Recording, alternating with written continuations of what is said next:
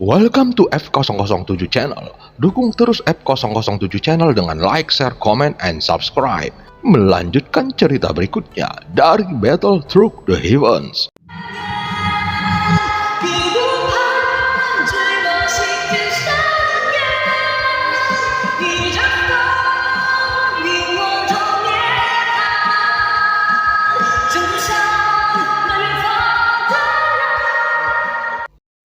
Pada part sebelumnya, setelah avatar dewa asli menghancurkan prajurit Taisu di dunia energi spiritual, dia akhirnya memutuskan berkeliling di kehampaan Laut Barat untuk mengetahui situasi yang terjadi secara keseluruhan. Saat ini Xiaoyan membuka matanya dan menemukan semakin banyak bintang yang hancur, dan hal ini membuatnya ingin segera bertindak. Dan tidak butuh waktu lama, dia menghancurkan pasukan Taisu dan menjarah armor dewa palsu milik mereka. Saat berikutnya, dia kembali ke Bahtera menuju ruang untuk berkultivasi. Namun, dia tetap tidak lupa bertanya tentang situasi klan dewa kuno. Jangan khawatir, ada monster tua di klan dewa kuno. Mereka telah pindah sejak lama dari kehampaan Sihai. Aku telah menanyakannya, dan kedua anakmu baik-baik saja. Walaupun klan dewa kuno memiliki jarak ribuan mil dari sini, setidaknya selir ini akan menyelamatkan hidup mereka dengan cara apapun. Ratu tersenyum dan avatar Xiaoyan mengangguk lega. Aura yang kamu pancarkan agak aneh, meskipun itu adalah aura keabadian kaisar. Namun itu juga memiliki aura milik para dewa. Apakah kamu mendapatkannya di alam Suanyin? Ratu melihat avatar Xiaoyan dan ada kilauan di matanya yang indah. Avatar yang muncul di depan Ratu saat ini adalah avatar Juci yang diperoleh dari alam Suanyin. Dan itu sangat mirip dengan Xiaoyan dalam penampilannya. Semangat juangnya juga mirip dibandingkan dengan semua avatar yang dimiliki Xiaoyan. Avatar Juci tercipta dari energi dunia yang ditinggalkan oleh Yang Mulia di alam Suanyin, sehingga bentuk fisiknya juga seperti kembaran Xiaoyan. Avatar Xiaoyan mengangguk menjawab pertanyaan dari Ratu. Apakah Yang Mulia meninggalkannya? Biarkan aku memeriksanya. Mata indah Ratu ditekuk menjadi bulan sabit. Ratu mengangkat alisnya dan memandangi avatar Xiaoyan. Dia tampak sangat yakin bahwa Xiaoyan dan permaisuri Chen Xianyuan telah melakukan sesuatu. Dia merasa bagaimana mungkin sosoknya bisa dibandingkan dengan permaisuri Chen Xianyuan. Ratu mengenakan mahkota sederhana dan halus, serta bagian tengah alisnya sangat indah. Namun kesan yang dipancarkan permaisuri Chen Xianyuan juga sama sekali berbeda dengan Ratu. Terkadang itu terasa indah dan terkadang terasa genit. Wajahnya pucat, seolah-olah diukir dari kristal es. Bahkan jika melihat dengan hati-hati, maka tidak dapat melihat cacat apapun di wajahnya. Garis hidungnya lurus, bibirnya indah dan tubuhnya montok, serta matanya sangat indah saat tertutup dan terbuka dengan bulu mata setebal kuas. Sehingga Xiaoyan tidak bisa menahan diri untuk tidak tertarik dengan penampilan yang tak tertandingi ini. Ada perasaan yang tak terlukiskan tentang permaisuri Chen Xianyuan. Permaisuri Chen Xianyuan memberikan orang rasa nyaman seperti saudara perempuan, sementara Ratu terlihat seperti wanita yang agak dewasa. Tetapi Xiaoyan merasakan pesona genit yang murni dalam gerak tubuhnya. Avatar Xiaoyan menatap Ratu untuk waktu yang lama dan pikirannya semakin berfluktuasi. Ratu terlahir dengan kekuatan pesona yang kuat. Dan secara alami Xiaoyan tidak bisa menahan kekagumannya bahwa Ratu memang benar-benar kecantikan terbaik di dunia. Dalam menghadapi Ratu saat ini, Xiaoyan masih tahu bagaimana mengukur ketika dia berbicara dan kapan dia harus memujinya. Mereka berdua dengan hati-hati membicarakan apa yang sebenarnya tidak perlu dibicarakan. Pada saat ini ratu berdiri dan terlihat tidak satupun kakinya yang seputih batu giok mengenakan sepatu. Meskipun kamu melihatnya dengan cara seperti itu, tetapi kamu tidak akan dapat melihatnya dengan jelas. Saat ratu berbicara, dia langsung membuka kancing kerahnya dan sebelum avatar Xiaoyan dapat menghentikannya, ratu telah membuka pakaiannya dan terlihat dia sangat bangga pada dirinya sendiri. Mata indah ratu sedikit menyipit menatap avatar Xiaoyan seolah-olah dia jatuh ke dalam danau madu. Saat ini, detak jantung avatar Xiaoyan mulai berdetak kencang tanpa disadarinya. Dia hanya bisa menutup matanya agar tidak melihat penampilan ratu saat ini. Avatar Xiaoyan bersiap-siap untuk berbicara, namun sebelum kata-katanya keluar, dia hanya bisa merasakan tubuh hangat ratu yang menempel di belakangnya. Tubuhnya menghembuskan aroma yang sangat wangi, yang membuat jantungnya semakin berdetak kencang. Ratu berpikir, karena avatar ini terbentuk oleh energi dunia yang ditinggalkan oleh Yang Mulia, maka secara logis tubuh fisik ini seharusnya menjadi milik Yang Mulia. Jadi jika suatu saat kamu berkomunikasi dengannya, hal ini tidak akan dianggap sebagai pengkhianatan dan kamu harus yakin bahwa apapun yang terjadi hari ini akan dijamin secara pribadi untuk dirahasiakan. Nada lembut suara ratu bergema di telinga avatar Xiaoyan. Saat ini, Bahtera telah memasuki formasi besar yang bergerak, jadi dapat dipastikan bahwa selama periode ini tidak akan ada gangguan, bahkan Taisu juga tidak akan dapat mengganggunya. Avatar Xiaoyan memilih untuk berdiri dan matanya terlihat kesurupan melihat tubuh ratu yang seputih salju dengan dua gunung yang besar dan terlihat sangat sempurna. Keindahan tubuh ratu itu benar-benar membuat orang kebingungan bagaimana cara menolaknya. Dengan kekuatan ini, kamu dan aku sama-sama tahu bahwa emosi dan 6 keinginan sudah dapat dikendalikan sesuka hati. Namun aku berpikir bahwa beberapa hal setidaknya membutuhkan kesepakatan bersama. Avatar Xiaoyan berkata dengan detail. Saat ini dia masih memilih untuk menolak. Iya, kamu benar. Lalu mengapa jantungmu berdetak kencang? Apakah itu berarti kamu masih tertarik padaku? Ratu berkata dengan lembut. Ketika suara itu jatuh, avatar Xiaoyan menundukkan kepalanya dan itu benar-benar membuatnya hampir lepas kendali saat melihat ratu. Ini bukan niat awalnya, tetapi dia tidak bisa menolak untuk menghentikan ratu agar menjauh dari tubuh avatarnya. Tubuh ratu turun dari tubuhnya dan itu sedingin es serta rambut peraknya menari-nari di belakangnya. Dia tidak percaya dengan kenyataan bahwa meskipun dia telah mencapai langkah ini, ratu masih tidak bisa menggerakkan Xiaoyan untuk jatuh cinta kepadanya. Kamu benar-benar tidak menyukaiku.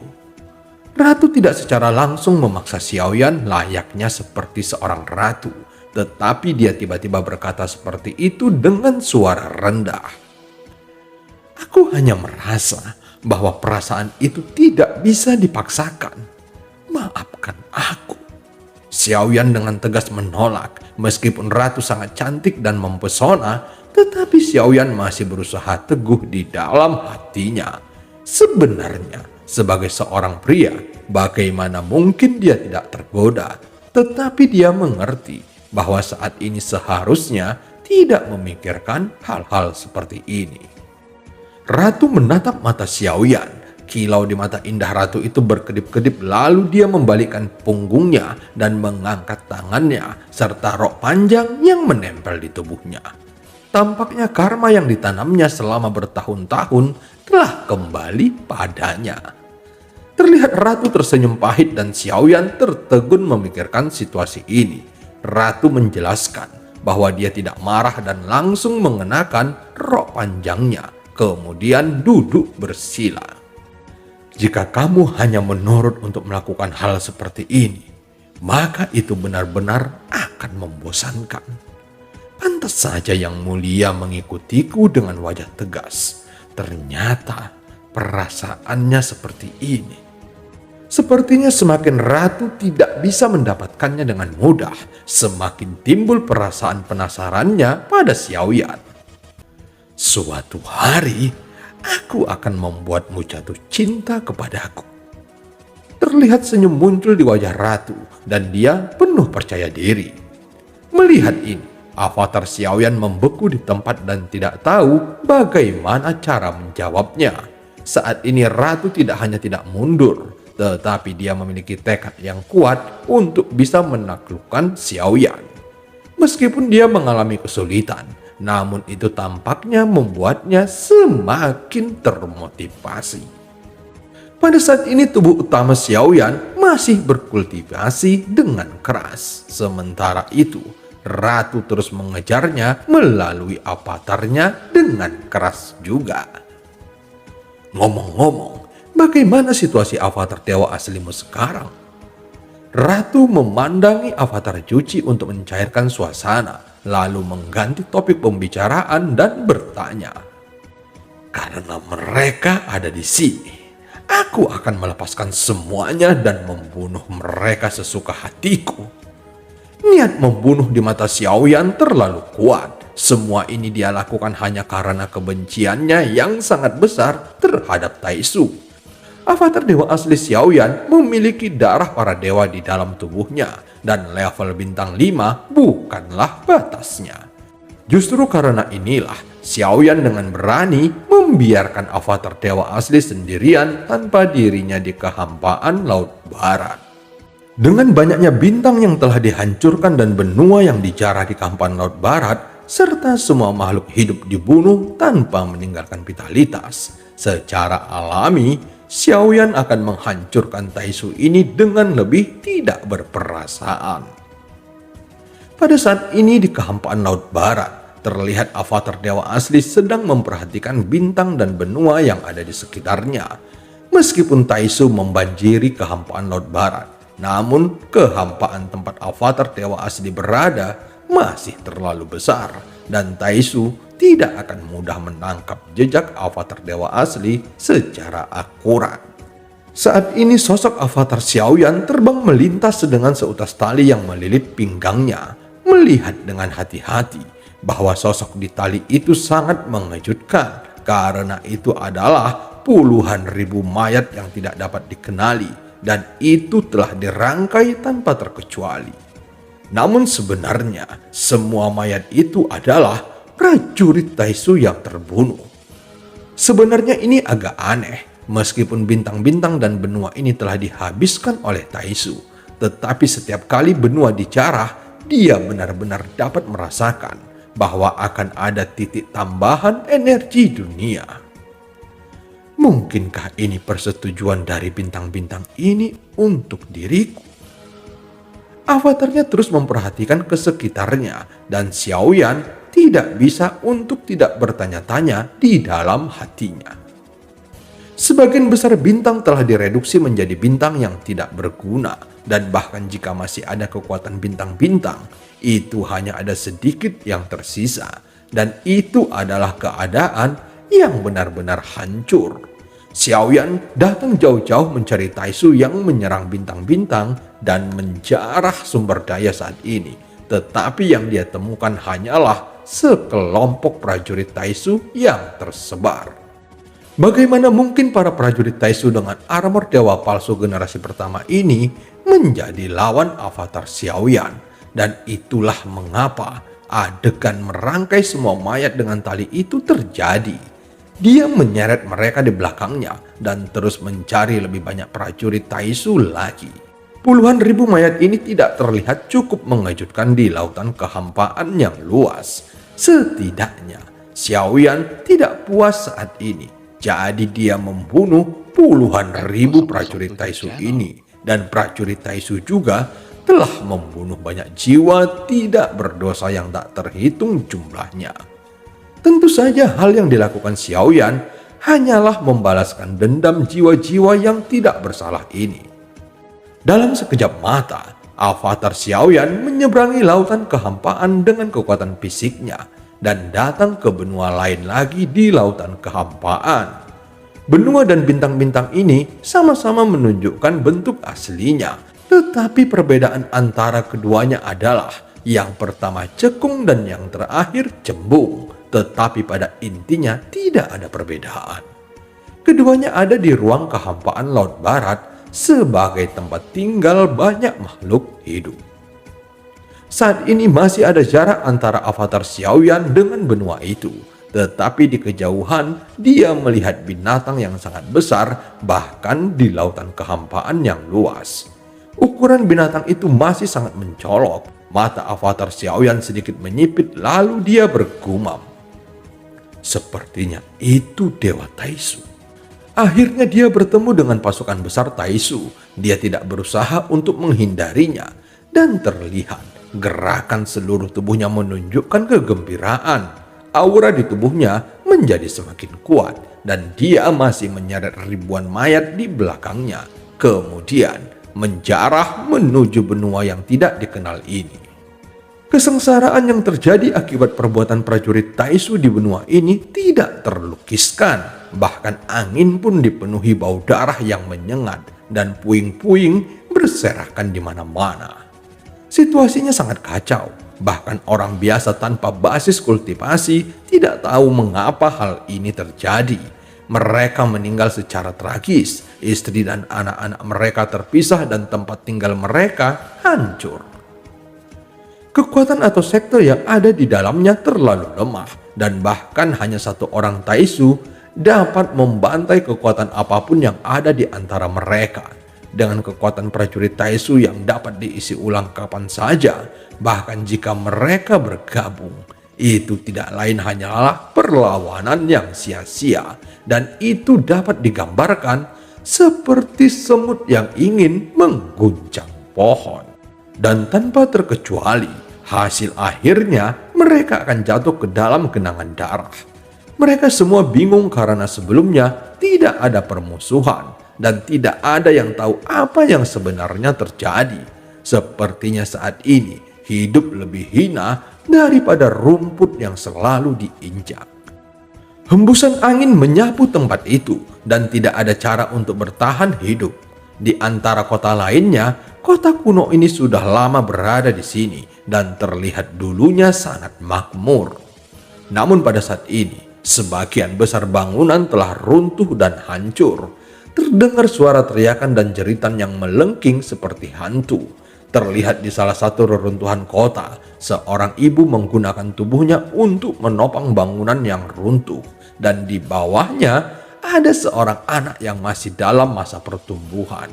Dia tidak menangis walaupun matanya memerah. Dia tidak berkultivasi dan dia hanyalah manusia biasa. Kehancuran datang terlalu cepat. Dan sebagai seorang ibu, dia hanya ingin melihat anaknya tumbuh dengan bahagia. Tetapi tampaknya visi yang begitu sederhana ini hanyalah sebuah fantasi. Saat ini ada sesosok yang berada di udara memegang pedang panjang dan dengan ayunan sederhana. Seluruh kota terkoyak dan energi pedang yang tersebar cukup untuk melenyapkan kehidupan tak berdosa di kota itu. Terdengar suara-suara memohon belas kasihan yang tidak ada habisnya. Tetapi mereka bahkan tidak tahu harus meminta belas kasihan kepada siapa. Sosok itu berteriak dan dengan energi pedangnya, dia meledakkan kota menjadi kabut darah.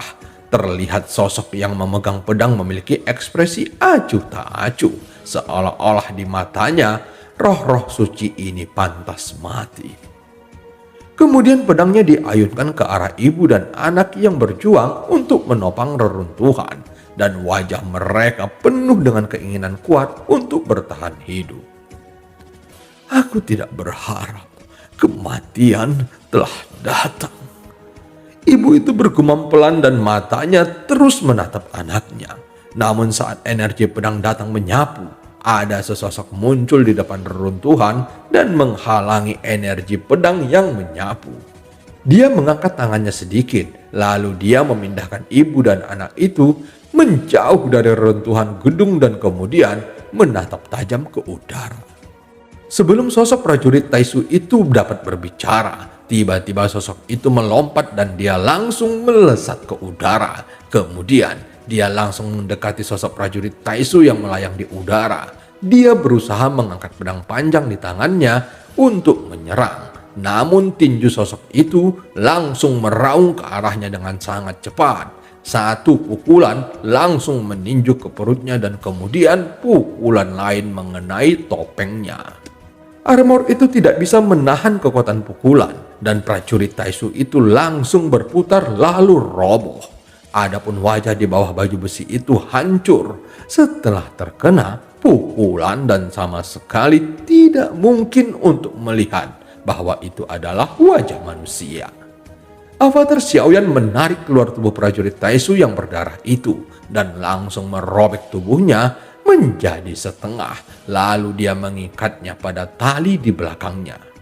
Di lautan kehampaan yang luas, mungkin apa yang dilakukan Avatar Xiaoyan tidak cukup mengejutkan, tetapi dengan puluhan ribu mayat yang mengambang di udara, secara alami itu adalah masalah lain. Mata Avatar Xiaoyan berbinar dan ini bukan pertama kalinya dia melihat pemandangan yang begitu kejam dengan matanya sendiri. Tetapi dia tetap tidak bisa mengubah keadaan ini walaupun dia telah menyelamatkan ibu dan anak itu. Namun hasilnya tetap tidak bisa diubah dan mereka akan tetap mati. Dalam pertempuran yang tidak mengubah apapun ini, Avatar Xiaoyan juga tahu bahwa semua yang dia lakukan hanyalah menipu dirinya sendiri dan orang lain, dan pada akhirnya tidak ada yang bisa diubah. Pada saat ini keberadaan Avatar Xiaoyan dengan cepat langsung dikunci oleh prajurit Taisu lainnya. Dan cerita pun berakhir. Sampai ketemu di part selanjutnya.